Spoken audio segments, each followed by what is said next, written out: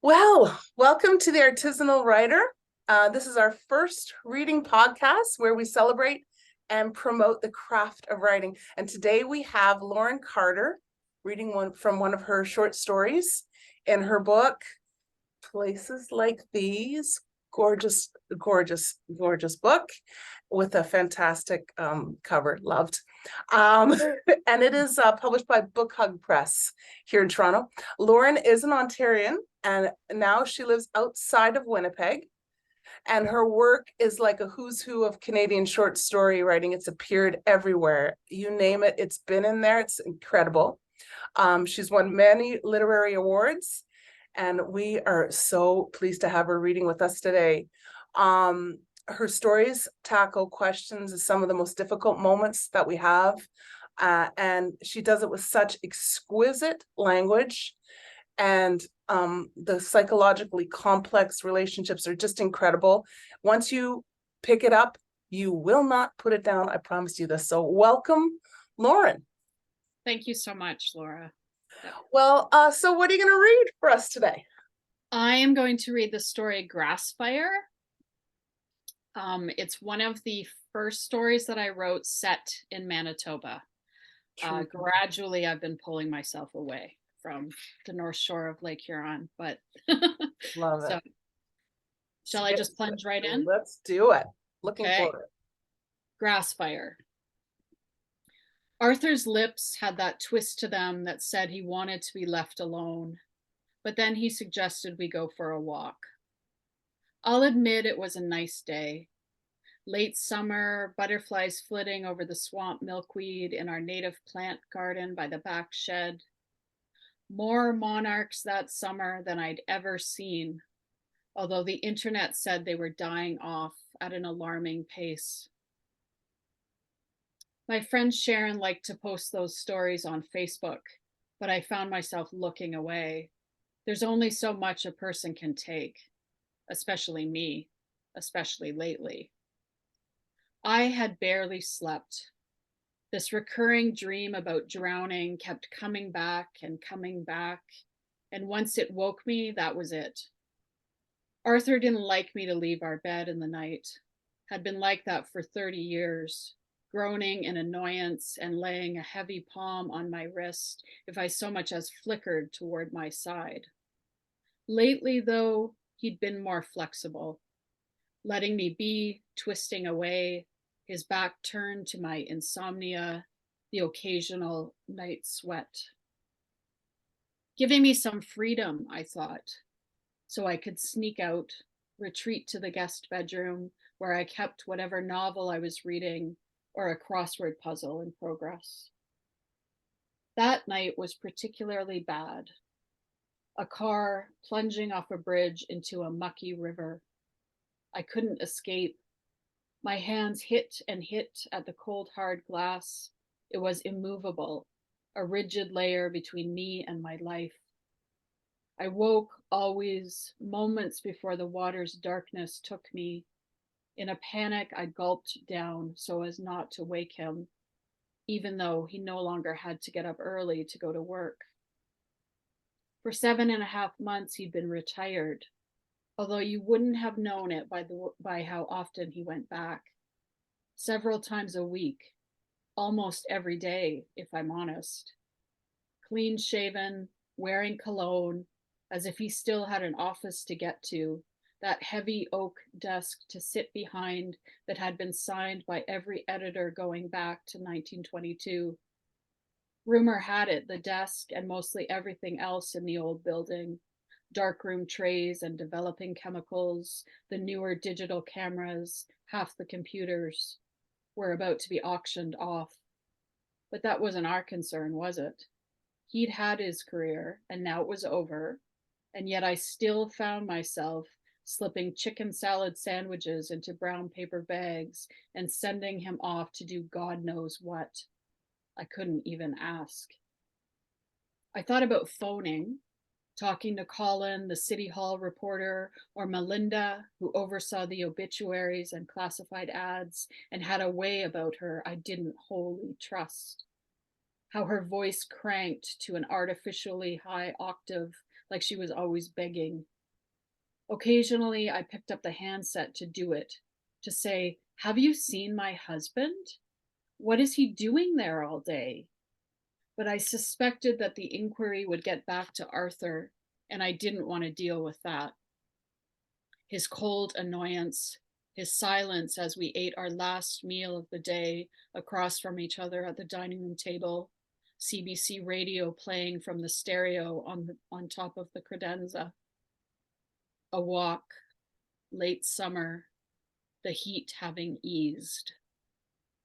It had been ages since we'd done anything apart from grocery shopping or medical appointments. Those outings he long ago determined we should do together on a regular schedule, even though that had also changed. At my last physical, I found myself alone in the waiting room for the first time in years. It was so strange that if I closed my eyes, I could feel the pressure of his invisible form filling the seat next to mine, both of us waiting for my name to be called. When I was pregnant, we'd done so many of those appointments together that I think he established this idea that it was okay to keep coming in with me for every little problem: bladder infections, bad headaches, my frozen shoulder. That's what I said to him anyway, the doctor, not Arthur, when he expressed concern about this over the telephone. The next time we went in, he told Arthur I should see him on my own, that I was a grown woman, and Arthur didn't speak to me for days.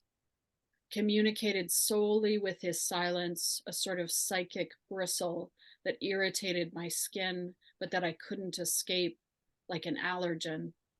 Pollen or smoke from a distant forest fire filling the atmosphere when you've no choice but to breathe. You might be wondering why I've stayed with him for so long. Sure you are. I know I do sometimes. Often, in fact. Every moment when I try to do something he doesn't like and he treats me like an unruly animal needing to be ushered back in line, his stern, silent face nudging at my heels. Nobody asks for a life like this, to be pinned down in such a way, but I married young, and in those early years it seemed like one tragedy after another heaped themselves on top of me until I ended up in the hospital.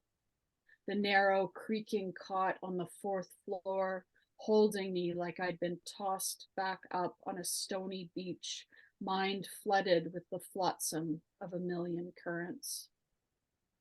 I was in no fit state to move on, to try to resuscitate my fledgling teaching career, to support myself.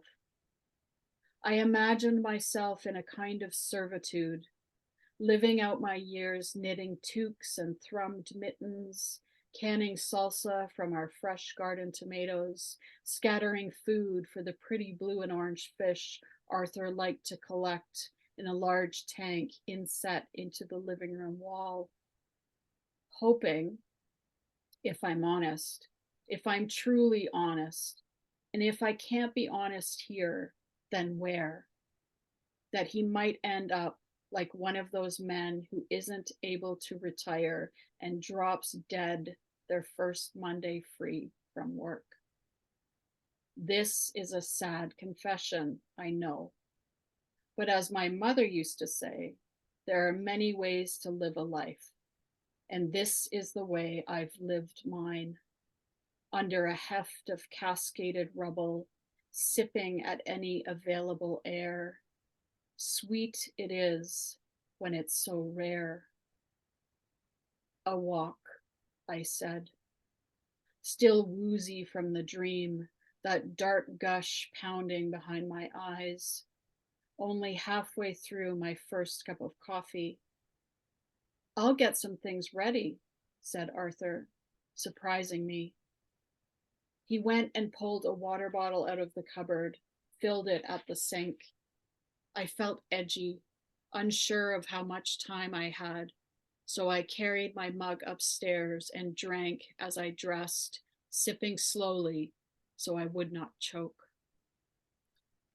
We drove west into the flat spread of farm fields, the canola turning more green than buttery yellow, nearly ready for harvest. Arthur swung down a dirt road. He had packed a picnic in a basket a long dead aunt of mine had given us for our wedding 27 years ago. The wicker was disintegrating. It crackled when he lifted it, needing a ginger touch, but I bit my tongue as he heaved it roughly onto the back seat before we left our driveway.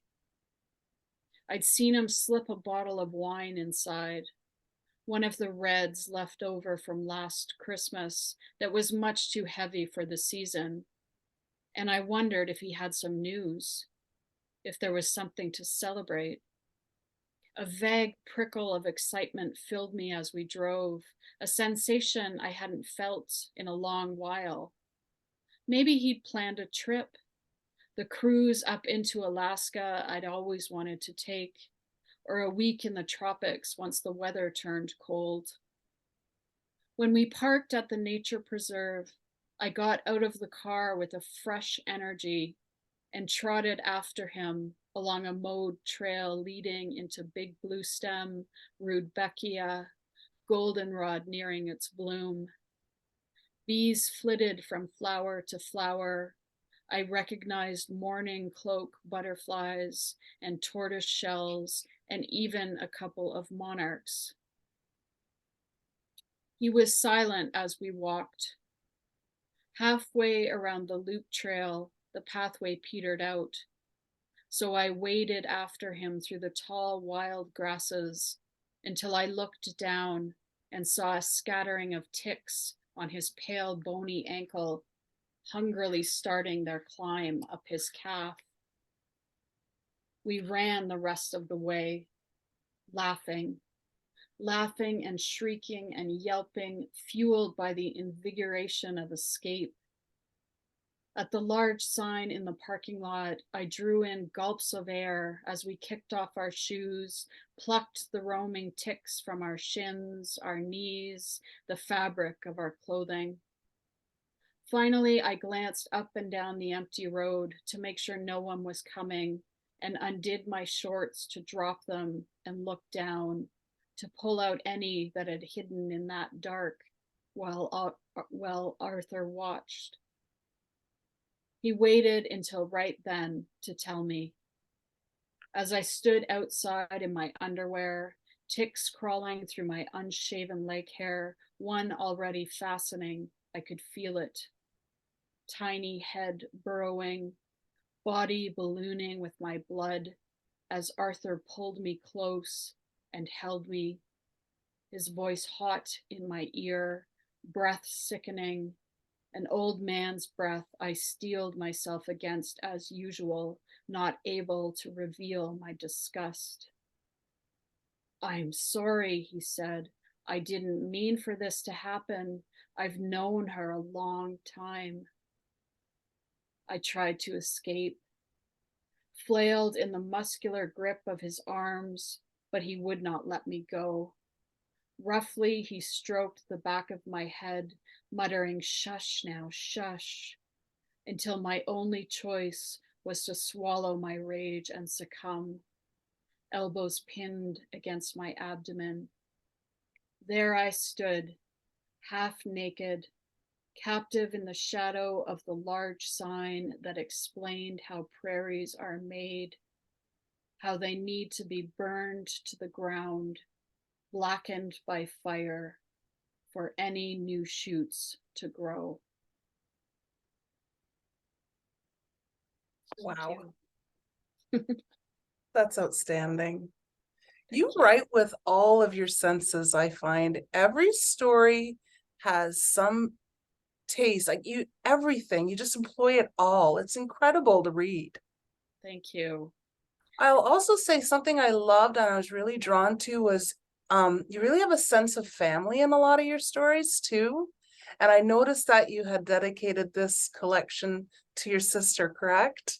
Mm-hmm. Has she been a real champion of your work? Yeah, She's been amazing. She's one of the most loyal and um, present people I know. She's just always been there for me, always had my back, you know. Just so I'm important when definitely, you're writing, right? oh, yeah, absolutely. And my mother too. My mother's been a huge, huge support for And when me. did you start writing in earnest?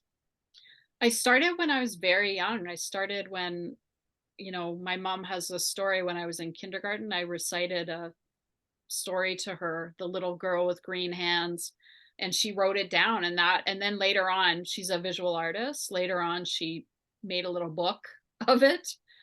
Yeah, years later.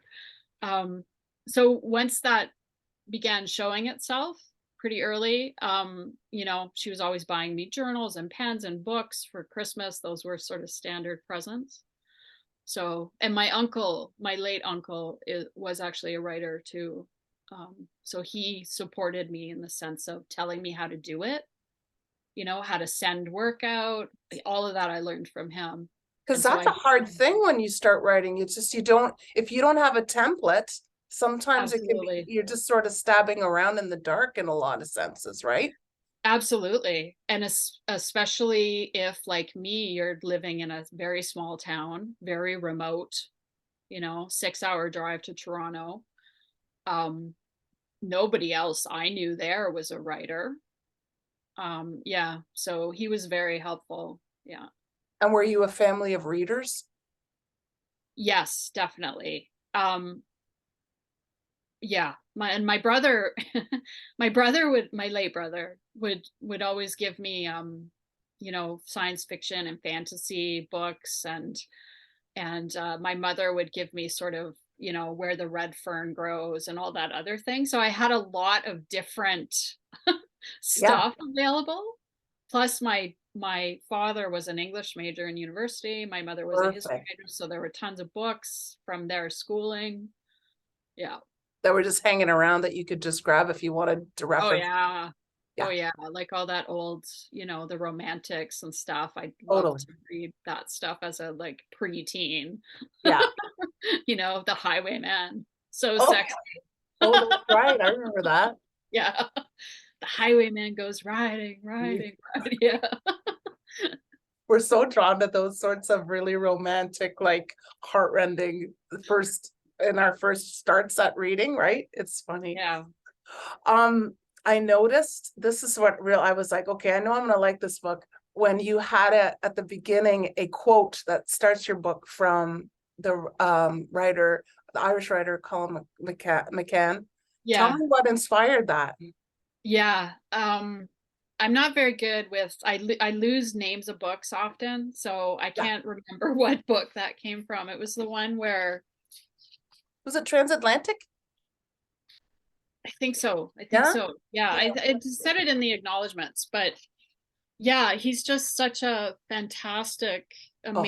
amazing writer. And when I read that line, I thought, this is so true. Like, and especially with fiction, it's the it's the lie that tells the truth. So you are looking at these past things that you've never been able to shake off, that you have to find some way of making them make sense, So you true. know, or building them in a creative way to sort of process them like we do with dreams. So Um, true. yeah, Yeah. yeah. So that line really, really spoke to me. Yeah, Yeah. It's such a great book. And um there's an immediacy to your writing that I find very similar to his too, which I yeah. loved. Right. Thank Yeah. you. Um I want to ask you really briefly about you know, obviously short story writing is so much rewriting. Yeah. And so walk Yeah. me through, I mean, you have such, like, this must have been hard to even choose the stuff that you had, but was it constant rewriting of each piece and changing it up? And Oh yeah. I worked with a really good editor, Meg Story from Oregon, and she had some really interesting and good notes on like more structural stuff, like moving sections around. So the ending of that lift of flight really changed quite a bit. while I was working with her. And these stories, like, they go back 25 years, right? Yeah. They're from a lifetime's work. So yeah, some of them have changed so much, and some of the ones that were the oldest, re-looking at them to kind of bring them into my voice now. Yes, because you Very, evolve as a writer. yeah, absolutely. And I could see the kind of early voice stuff in some of them, so I needed to look at them as a body, as part of a body of work, and kind of update them, refresh them. Yeah, that must have been kind of a treat too, right? Like so many of us will have a piece that's been out there in the world, and then when you have to bring it into a collection, it's almost a treat to like, oh, I get to rewrite this.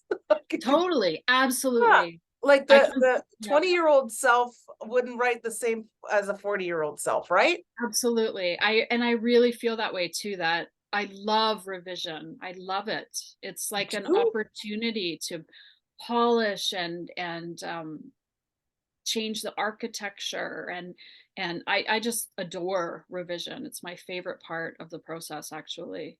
The Do you first ever have draft. moments when you're reading going, why did I write that sentence? Totally. And even here, I've started doing that thing where you change things as you're reading. You're like, that is not the right word. So I wrote it in. I changed one of the words and I wrote it in so that I won't. Well, you're allowed to do that. You are the author. Yes. Yeah. If I did that, would not be good. Yeah. True. Well, I just love this collection. I truly did. And Book Hug Press is in Toronto, and is this your first time publishing with them? Mhm. Excellent. Yeah, they've been amazing. They've been so great, and just constantly in touch, and they've got all the bases covered, and they're generous and kind, and yeah, it's been a real, like, honor and wonderful experience working with them. Yeah. And you must be excited for August 18th when it goes out into the world. April, yeah. Right, April, April sorry. 18th. Yeah, Yes, that's sorry. My okay. apologies. Yes, it's Yeah. coming up. Yeah. August is too long, too far away. Too hot. Yeah. Yes. Well, Yeah. I just loved the book. I truly did. And I know it's nobody, most writers like, this is a common question, but I have to ask you, what's next? What are you doing next? Yeah, I'm just finishing the revision of a novel called The Longest Night. It's kind of a crazy magical realism, and there's some time travel in there. And Oh, cool. I started it in 2017 because I wanted to have fun. I Yeah. wanted to write something that was fun. And of course, it took a turn and became very dark very quickly, because that's me. And I'm sure the pandemic probably helped a little bit too, right? Oh, yeah. Yeah, absolutely. Because I was working on it through the pandemic, actually. It gave me, as much as I could. Yeah. Like so many other creative people, it was difficult to focus. Yeah. Um, but yeah, so I'm almost done that. I'm gonna ship it off to my agent in a couple weeks. Then we'll see. Yeah. Can't wait. Well, I want to thank you for doing this with us. Yeah, And my I wish you pleasure. the very, very best of luck with this collection. Thank you. And we managed to get through this without either of our dogs barking. Yes. I heard him moving around. You I did. thought, oh, I just kept reading, hoping. Yeah. Yeah, you must have ice water in your veins because I did not notice. So thanks so much for doing this. I'll release you, and I can't wait for everybody to go and grab a copy on April 18th. Good Thank you luck so with it, much, Lauren. Laura. Yeah, thank you for this. My pleasure. Thanks so much. Take care. You. Bye now. Bye-bye. This was awesome. Thank you so much. Thanks, Laura. Bye. Bye.